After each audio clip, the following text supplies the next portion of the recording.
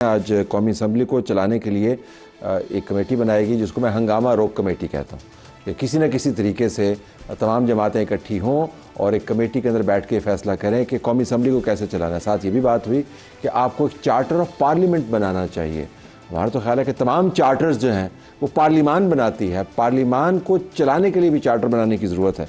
वलीद इकबाल साहब हमारे रिप्रेजेंट करें तहरीक इंसाफ की तरफ से, सीनियर लीडर हैं, आपका बहुत शुक्रिया जो आपने हमें ज्वाइन किया। उनके बराबर में अहमद बिलाल महबूब साहब, सरबराह पिलडेट, अभी मैं इनसे बात कर रहा था, कह रहे थे कि हम कुछ फजूल से काम करें जमहूरियत के ऊपर। आपका भी बहुत बहुत शुक्रिया। हमारे पास बैरिस्टर ज़फ़रुल्लाह खान साहब मौजूद है मुस्लिम लीग नवाज़ की तरफ से, आपका शुक्रिया। गुरमानी साहब, हमारे दोस्त जुल्फ़कार गुरमानी, साफ़ी तज़ियाकार, पार्लियामान कवर करते हैं, इनका भी शुक्रिया। तो सेनेटर साहब ये फरमाइएगा, ये अच्छी बात है कि एक कमेटी के ज़रिए हम एक ईवान चला रहे हैं कौमी असम्बली, उसके बाद ऐन मुमकिन है कि सेनेट की भी बारी आए। ये ठीक, is that the right way forward? I am just trying to understand. नहीं जी, कुएं में डालना हो किसी चीज़ को ना, मेरे ख्याल में तो एक कमेटी बना दें। ठीक, कायमा कमेटियां एक और चीज़ होती हैं, उसका फिर भी कुछ ऐसी कमेटियां, वो तो ज़ाहिर है एक निज़ाम का हिस्सा है। कुछ ऐसे उनके सदूर हैं या चेयरमैन हैं जो कि फिर अपना काम पूरे कुव्वत के साथ करते हैं और उनको वो दाद के मुस्तहक है, और मैं उनकी मिसालें भी दूंगा। लेकिन ये तो मेरे ख्याल में कमेटी क्या, पूरी पार्लियामान, आज का शायद बयान है, मैं देख रहा था टेलीविज़न पे, कम टीवी देखता हूँ लेकिन आज मेरी इट कॉट माई आई, और वो शायद खाकान अब्बासी साहब का वो था स्टेटमेंट कि ये तो पूरे की पूरी असेंबली एक SHO की मार है। ये यहाँ तक, मतलब हमारी जो आइन है और जो मैं लफ्ज़ इस्तेमाल करता रहा हूँ और दोहरा रहा हूँ कि क्राइम्स अगेंस्ट द कॉन्स्टिट्यूशन, हमारे आइन के ख़िलाफ़ जो जराइम है उनकी शिद्दत इस तरह से बढ़ती जा रही है कि अब ये नौबत आ गई है कि उस पे पार्लियामान पे धावा बोला जाए, उसकी बिजली काट दी जाए, नकाब पोश लोग जो हैं, जो सब जिनको नामालूम अफराद के ज़ुमरे में करते हैं, वो दाखिल हों और अबडक्ट करके ले जाए।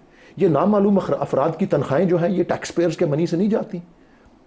मेरा सवाल ये है, फॉर एग्जाम्पल, तो मेरा ख्याल पार्लियामान ने अगर कुछ करना है तो अब मिसाल ले तुर्की से, मिसाल ले कमेटी ये कर सकती है। मिसाल ले नहीं सर, मैं अर्ज करता हूँ, मिसाल ले तुर्की से, मिसाल ले इंडोनेशिया से, मिसाल ले साउथ अफ्रीका से, मिसाल ले UK से। ठीक, क्या के हसास इदारों को अपने ताबे लेके आए, अपने आगे जवाब दे करे, एक्ट ऑफ पार्लियामेंट के जरिए वो कमेटी बने, फिर मानूंगा।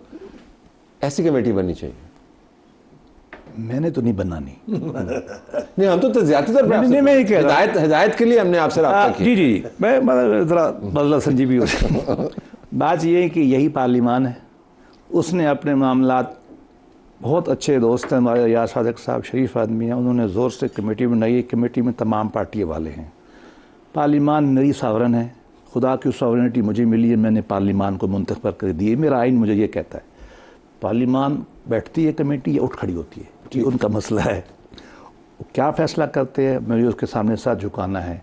अलबत्ता मैं इस इत्तफ़ाक़ करता हूँ कि पार्लियामान पाकिस्तान में कोई मज़लूम यतीम सी रही है, उसकी वजह है राइट टू रूल पाकिस्तान में किसी ने नहीं माना।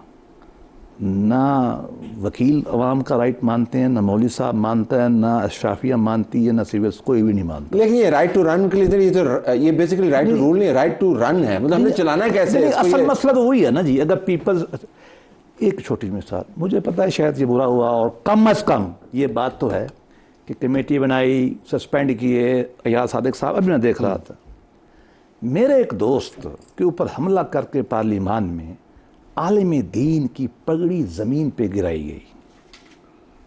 उस वक्त हुकूमत पिछली थी। हमारे कल्चर में पगड़ी गिरना बहुत बुरी बात है, और वो भी आलिम दीन की। और किसको नहीं पता कि SHO पार्लियामान चलाता नहीं था, एक कर्नल पार्लियामान चलाते थे, और प्राइम मिनिस्टर में हिम्मत थी माशाल्लाह, बहुत अच्छी बात है कि वो अल्लाह ऐलान कहते थे कि जब मेरा बिल पास नहीं होता तो मैं उनको बुला लेता हूँ। योर टेक ऑन दिस, आप जमहूरियत पे काम कर रहे हैं, आपने कभी सोचा था कि ईवान को चलाने के लिए एक कमेटी तरतीब देनी पड़ेगी? आई थॉट ये नॉर्मली तो पार्टीज आपस में बैठ के तय कर लेती हैं, स्पीकर का चेंबर मौजूद होता है, वहाँ पे बात कर लेते हैं। ये क्या कोई इनोवेटिव मेथड है? बहुत शुक्रिया तला साहब। देखिए, मैं तो ख़ुद बड़ा हैरान हूँ, मैंने उसके टर्म्स ऑफ रेफरेंस तो नहीं पढ़े कि कमेटी क्या करेगी, लेकिन मुझे तो बाज़ार गैर ज़रूरी चीज़ लगती है, क्योंकि हमारे पास ये सारी चीज़ें करने के लिए एक बाकायदा रूल्स ऑफ प्रोसीजर की किताब मौजूद है, एक एक चीज़ उसमें लिखी हुई है।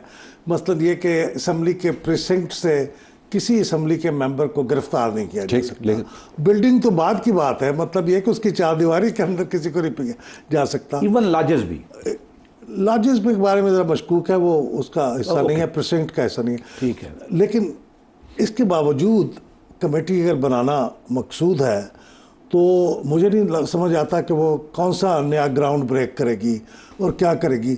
स्पीकर साहब जमहूरियत पे में कहते हैं कि एक ही डिक्टेटर की गुंजाइश है और स्पीकर होता है, who can make any order because he represents the sovereignty of parliament.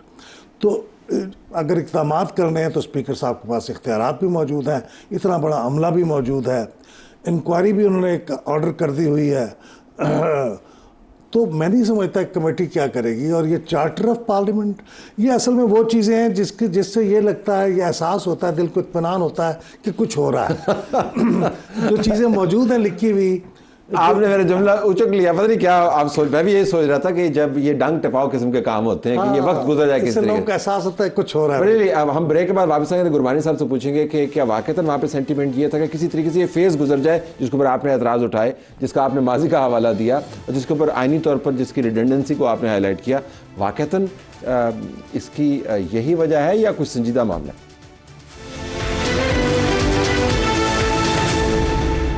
Parliament को क्या अब कमेटी चलाएगी, ईवान को क्या कमेटी चलाएगी? गुरमान साहब क्या माहौल क्या है वहाँ पे? संजीदा तजवीज़ है ये या क्या?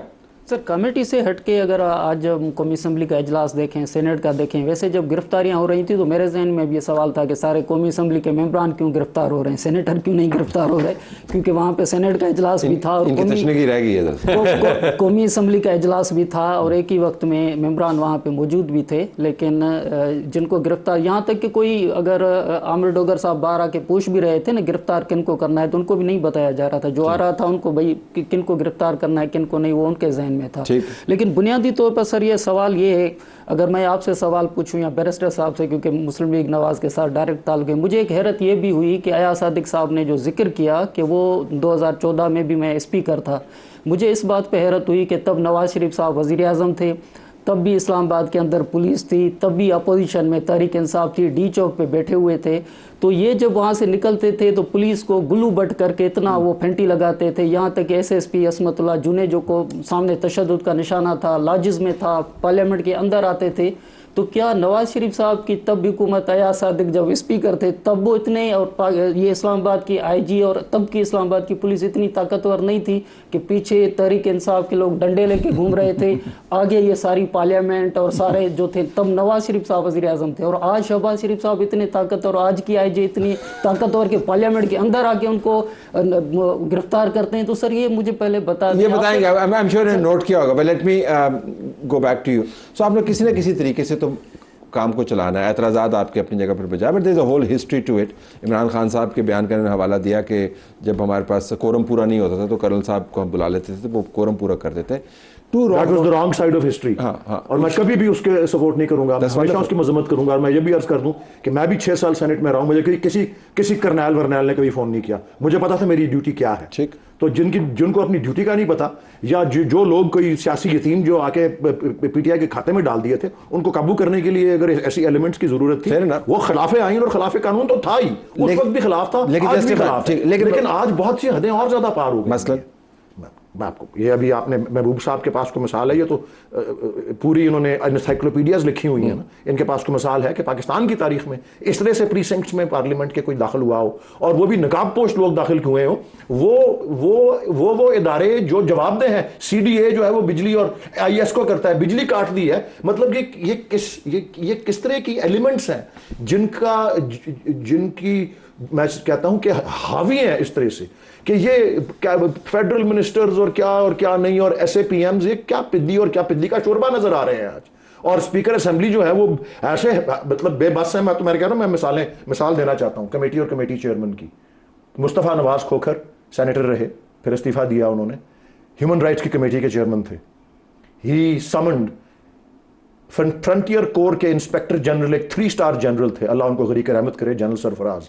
वहां एक तालिब इल्म की एक्स्ट्रा जुडिशल किलिंग ग्वादर में हुई थी, और उसके लिए ह्यूमन राइट्स की कमेटी जो सेनेट की थी समन्ड ए सिटिंग 3-स्टार जनरल, बड़ा शोर मचा। सेक्रेटरी सेनेट ने सर्कुलर जारी किया कि जी हाजिर सर्विस मिलिट्री ऑफिसर्स को कोई सेनेट कमेटी नहीं बुला सकती। खोखर साहब ने अपना स्टैंड नहीं छोड़ा, and the highest leadership of Pakistan army agreed कि जी ठीक है जनरल साहब जाएंगे। और बल्कि मैंने खोखर साहब से आज बात भी की सुबह फोन पे, जो गेट डिटेल्स, उन्होंने कहा बड़े जेंटलमैन थे वो। स्पीकर साहब को अपने इख्तियारात का वाकई जो उनको आइन और कानून ने दिए हुए हैं वो इस्तेमाल करें। इदारों के हम खिलाफ नहीं है, लेकिन जो काली भेड़ें इदारों के अंदर बैठी हुई हैं और पाकिस्तान के आइन के ऊपर रोज जुर्म कर रही हैं, उनको एक्सपोज करना और उनको अकाउंटेबल होल्ड करना जरूरी है। डंग टपाओ काम नहीं चलेगा। नहीं, मैं एक थोड़ा, चूँकि आपका प्रोग्राम पढ़े लिखे लोग देखते हैं, एक मैं कॉन्स्टिट्यूशनल कन्वेंशन वाज़े कर दूँ। पार्लियामान के अंदर कमेटियों की कई शक्लें होती हैं, स्टैंडिंग कमेटीज़ हैं, सेलेक्ट कमेटीज़ हैं। 20 साल पहले मैं ब्रिटिश कॉन्स्टिट्यूशन स्पेशलाइज कर रहा था, उस वक्त ब्रिटिश पार्लियामेंट की 435 कमेटियाँ थीं। ऐसी कमेटियाँ वहाँ बनती हैं इंग्लैंड में आज भी। मैं ये नहीं कह रहा कि हमारी बराबर है, हम तो पता नहीं कहाँ है कहाँ नहीं है, लेकिन ये इस तरह की कमेटियाँ कोई बनाए, कानून में दस्तूर में पार्लिमानी कन्वेंशन का हिस्सा है। अल्लाह करे ये स्पाइन ने। एक बात और, मैं बतौर तालिब इल्म ऑफ कानून कॉन्स्टिट्यूशनल ये कहता हूँ, सेनेट की कमेटी लॉ एंड ऑर्डर के मसले पर किसी जो सूबाई मैटर है किसी को तलब नहीं कर सकती। अगर पार्लिमानी कमेटियाँ करती हैं तो इलीगल एक्ट करती हैं, चाहे मेरी गवर्नमेंट के चाहे उनके। लेकिन वापस इस पे है ना, वो कह रहे हैं कि स्पीकर साहब के पास जो बिलाल साहब कहते हैं कि अगर कोई जमहूरी डिक्टेटर हो सकता है, that is the speaker, he has the power of course. और बहुत बड़ा मामला हुआ पार्लियामान के सो फार जो उन्होंने किया है, देखिए उन्होंने बंदे सस्पेंड किए 4, आर्मेंट जो सार्जेंट आर्म को उन्होंने सस्पेंड किया। ये जो कमेटी 16 की बनी है ना, मेरी अंडरस्टैंडिंग के मुताबिक इस मैटर की तफ्तीश के लिए बनी। ठीक, बेसिकली उसमें सारी पार्टियां हैं, वो बैठ के देख लें। और मैंने एक तजवीज़ उस वक्त भी दी थी जब शलवारें हमारी पार्लियामेंट में टपाई गई थी। और मैं आपको बता दूं, मैं गवर्नमेंट में आता था ना, उधर अपने दफ्तर में हमें PTA वाले नहीं आने देते थे। और मैं एक दफ़ा जब इन्होंने हमला किया हमारे ऊपर आखिरी दिन, मैं भी एक एजेंसी वाले की गाड़ी में भागा था जान बचाकर। They wanted to kill me, PTI wanted to kill me. वहाँ चारों तरफ मेरे पास थे, तो मैं उस वक्त गाड़ी, आपका खदशा था, खबर थी, मेरे सामने खड़े थे जब हमला हुआ था। और इत्तफाक देखें कि एक सिविलियन मुलाजिम ISI का बता देता हूँ, मैं भागा तो उसने कहा सर मेरी गाड़ी में बैठ जाओ। वहाँ खड़ा था, मुझे क्या पता कौन है। ही टुक मी, मतलब उस वक्त ये हालत थी। मैंने उस वक्त भी कहा था प्राइम मिनिस्टर नवाज शरीफ को, आज भी कहता हूँ, पार्लियामान जो है ये पार्लियामेंटेरियन बैठे हैं, पार्लियामान अपनी प्रिविलेजेस का लाभ बन रहा है। प्रिविलेज का मतलब तनख्वाह लेना नहीं होता। पार्लियामान, ब्रिटिश पार्लियामान को हाँ वो बनाए। और मैंने उस वक्त भी कहा था इधर ही ट्रायल करे सबका, और आज भी मैं कहूँगा ये बनाए ला और इनका ट्रायल करे अगर किसी में हिम्मत है तो। अमली तौर पर ये वैसे मुमकिन है, बड़ी ज़बरदस्त बातें लगती हैं, लेकिन जिसको हम सहाफ़ियाना ज़बान में कहते हैं, बहुत इस्तेमाल करें, ज़मीनी हक़ाइक़।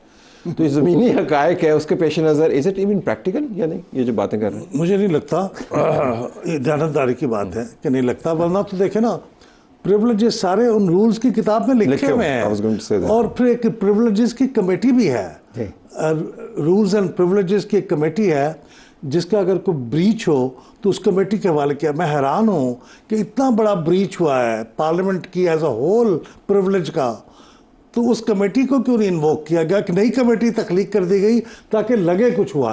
भाई वो कमेटी बैठी है, रूल्स एंड प्रिविलेजेस की कमेटी बनती है, बिल्कुल ठीक है, उसको रेफर करें, उसके पास बहुत इख्तियारात है, वो लोगों को बुलाएं, जिसको चाहे बुलाएं शहादत के लिए, और वो एक्ट कर सकती है। लेकिन नई कमेटी का जो इम्पैक्ट होता है ना, अखबार में सुर्खी जो लगती है, वो पुरानी कमेटी की तरफ रेफर करने से, लेकिन सुर्खी पाउडर की तरह 24 घंटे में ख़त्म भी हो जाती है ना, फिर आपको नई सुर्खी लगानी पड़ती है।